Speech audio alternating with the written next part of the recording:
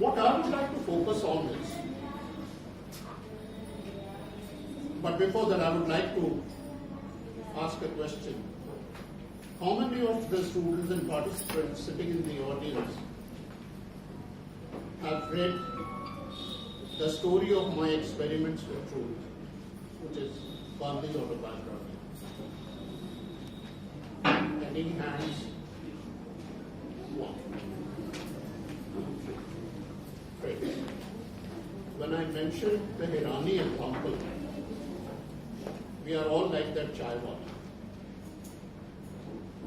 We will just rush out and say, Gandhi ने देश को बर्बाद किया, गांधी की वजह से पार्टीशन हुआ, गांधी की वजह से हिंदू मुस्लिम राइट्स हुए. But we would not like to read one line and decide for ourselves whether the allegation is true or not. From the mind, and when he writes this autobiography, every day he calls them my experiments, the story of my experiments with truth. And at the beginning he makes it very specific. My purpose is to describe experiments in the science of satyagraha, not to say how good I am. I remember when I was in 4th or 5th class, I read a story. I did not know then that it was from his autobiography. In that he mentions that when he was studying in the class 4, he used to study in a school, and Dorabji Gimi was the principal of that school. He had to go for gymnastics every day at 4 o'clock.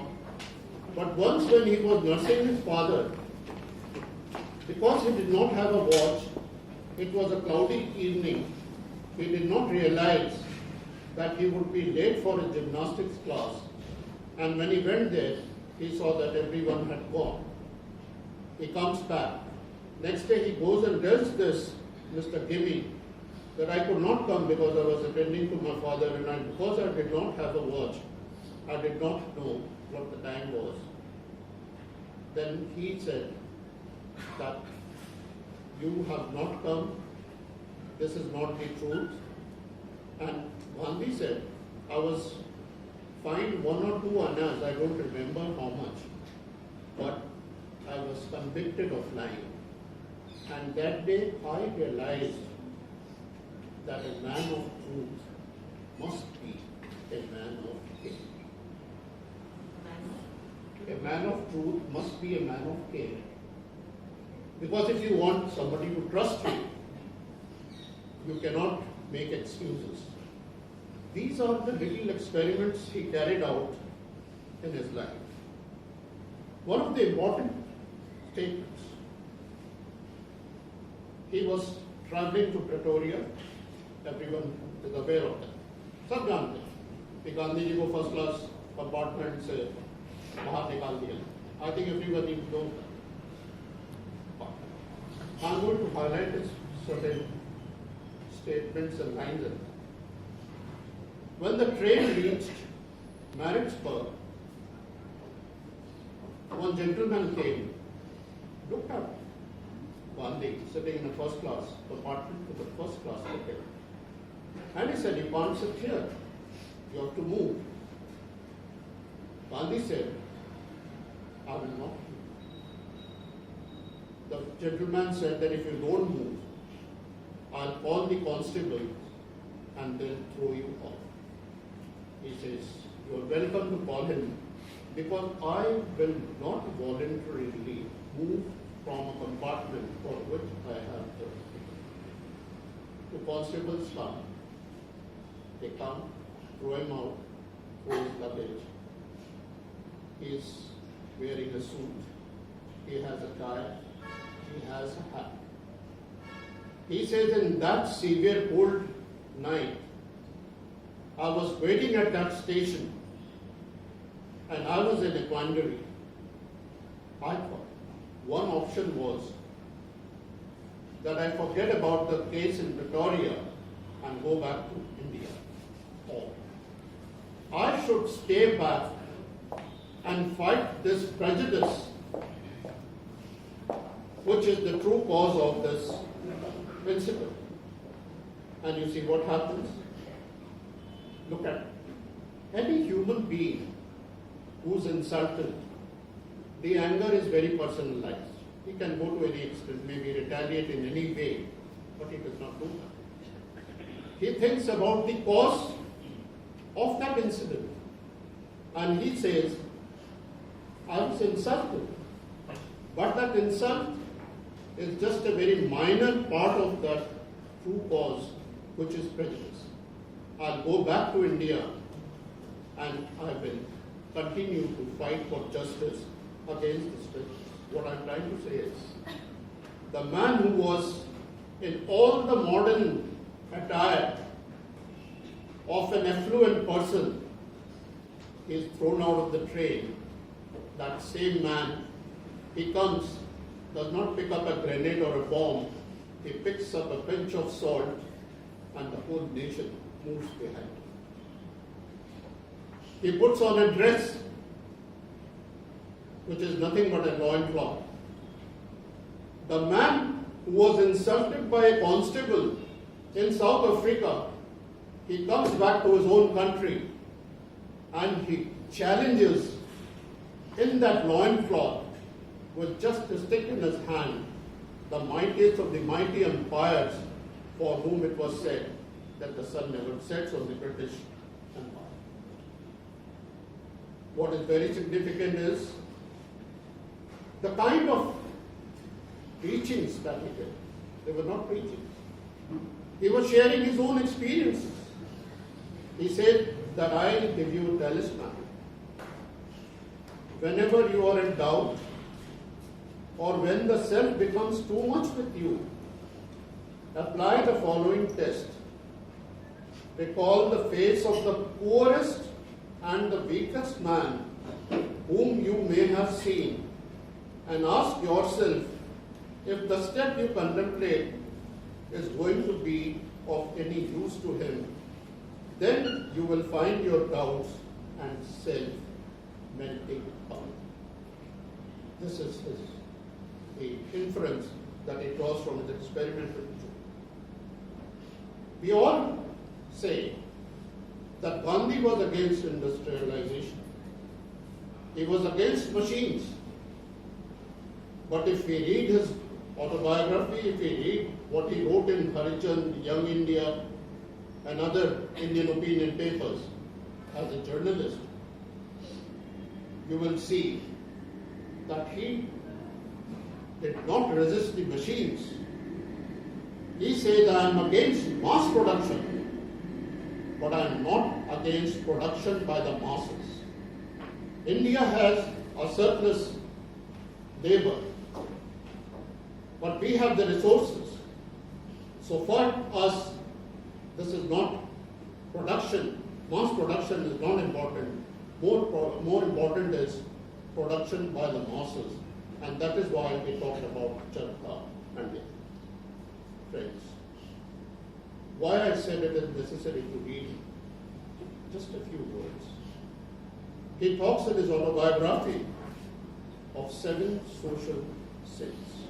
And what are the 7 social sins? Number 1, politics without principle. If you are in politics without principle, this is the sin. Second, wealth without labor. All the religions prescribe this. That if you eat thy bread not in the sweat of thy brow, it's not good. Third social sin, commerce without morality. Fourth, pleasure without conscience. Fifth, science without humanity. And then he comes finally to say about prayer without sacrifice. Politics without principle. He was a man with one call the whole nation was behind it. All the world's great leaders in everywhere have talked about this quality of his. But when he died, all that you could call his personal possession from that 1948 point of view, the cost estimated was £2.5 pounds. So when you compare Gandhi with the politicians we have today, it doesn't matter which side you are on. If you are on the other side, your time will come after some time. But you will both maybe make a lot of money and may go to the jail also. What I wish to emphasize now, why I said reading was important. Our fault is that without reading Gandhi, without reading contradictory views, we rush at agenda. And as they say, fools rushing where angels dare to tread. We come to wrong conclusions. If you read Subhash Chandra Bose, if you read the history of the Indian struggle, as a politician, Gandhiji may have made mistakes. But as an individual, he will always remain unparalleled. I'll give you an example. The children staged a beautiful tableau here today. If you read the last pages of The Freedom at Midnight by Dominic Lapierre and Larry Collins, you can actually see the strength of this man. And I'm going to refer to just one or two small incidents from that book, where he says that Gandhi was such a power that even when he entered that fast for that 55 crore rupees to be given to Pakistan, it was not a matter of giving concession to a Muslim or not. He said it was a part of that agreement. A man who could say, when he was a lawyer, that when I joined the profession, everyone knew that a lawyer's profession is a liar's profession. But he says, I never believed it. All my life, when I was an advocate, my purpose was always to bring the two sides involved in that litigation. And he said that I have hundreds of people I've made an out-of-court settlement, and I have neither lost money in that, nor have I lost my soul. And there have been errors, like you see in my own study, if you look at history, you will say that there is one opinion which says that we should have gone the way which ultimately was prescribed by Subhash Chandra Bose through the creation of the highway. There is another way which says that we should have gone Mahatma Gandhi's way. But I feel a person who could go through his own, but before this I would like to share that episode from Freedom at Midnight. I think many may not be aware, or you may be aware, that before the day Nathuram Godse shot Gandhi, they had made an attempt on his life 4 days before that. They threw a bomb which somehow was not effective.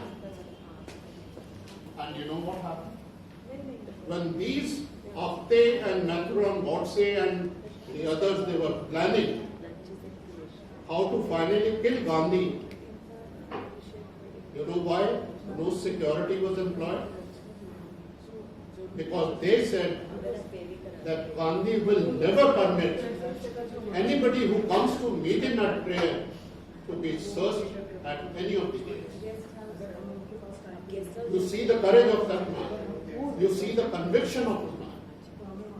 And what it is not merely ahimsa. It is not merely satyagraha. But his satyagraha was sarvodaya. The welfare of all. Swaraj was not only merely control of the country, it is the control of your own individual self. And when we give credit to Gandhi about non-violence, this civil disobedience, none of these ideas were originally Gandhi's ideas. Civil disobedience is by Thoreau. Gandhi read civil disobedience when he was in London.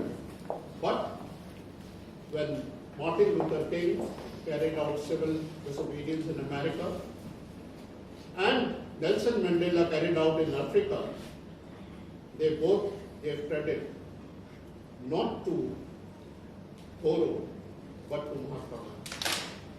So what I feel is he had a personality through which he could change any concept, because he himself accepted that I have nothing new to give to the world. Satyagraha and ahimsa, that as old as the day. Friends, before I conclude, my talk on is Gandhi relevant to our own times. I would like to narrate a small incident which I had the occasion to experience. What I would like to say before that is, it is not for us to decide whether Gandhi is relevant to our own times. We must look within ourselves and question ourselves, are we relevant to God? Can we follow any of these things in daily life? And if you look at all the greatness of Gandhi, I see nothing but his extraordinary ordinariness of his thought, of his own ability to see his own soul. And the incident I just wanted to share with you was long years ago when I visited the Gandhi ashram at Wardha. I came across a letter written by Acharya Vinamba Bhave in Hindi. And in that letter, in his own handwriting, was written, जब गांधी जीवित थे, उनसे मिलने में मुझे महीनों, कभी वर्षों लगता है। और आज जब गांधी नहीं रहे, तो मैं केवल अपनी पलकें बंद करता हूँ और गांधी जी के पास।